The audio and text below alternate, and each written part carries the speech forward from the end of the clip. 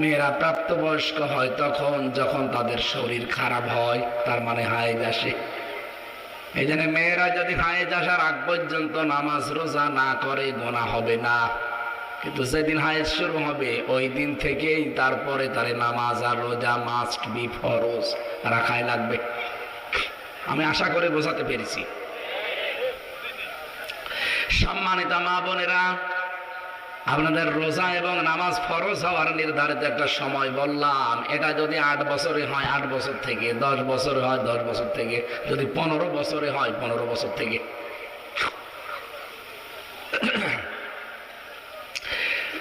কোরআনের বিধান যেহেতু শুধু বাংলাদেশের জন্য না, তামাম পৃথিবীর জন্য, এই জন্য বিভিন্ন দেশের মেয়েদের শারীরিক গঠন হিসাবে, পরিবেশের প্রাকৃতিক কারণ হিসাবে তাদের শরীর খারাপ হয় এক এক সময়ে।